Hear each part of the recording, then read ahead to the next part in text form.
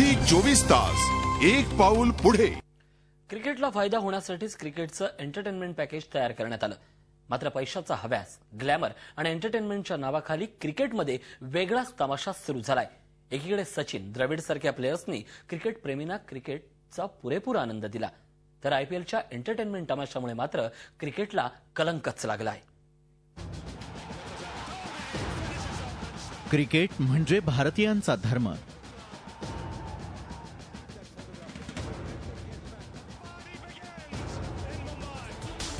संपूर्ण देश या एकाच खेळामुळे बांधला गेलाय।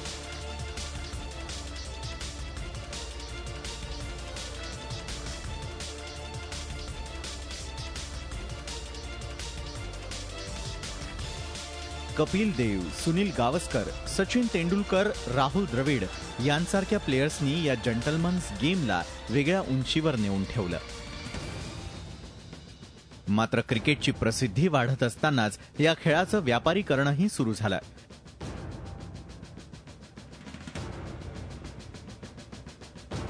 T20नं कधी ओव्हरटेक केलं हे कुणालाच कळलं नाही।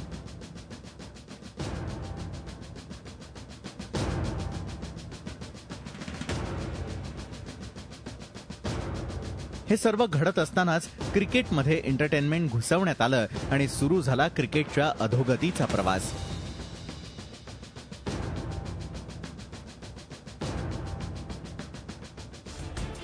क्रिकेटला तडका देण्यासाठी मैदानावरती प्लेयर्स सोबत चीयर लीडर्सचा तमाशाही सुरू करण्यात आला।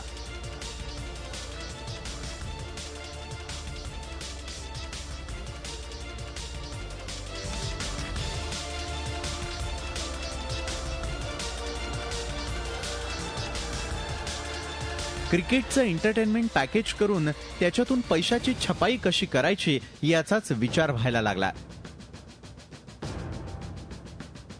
मॅचनंतर खेळांबाबत समीक्षण होण्याऐवजी पार्ट्यांमध्ये प्लेयर्स दिसू लागले।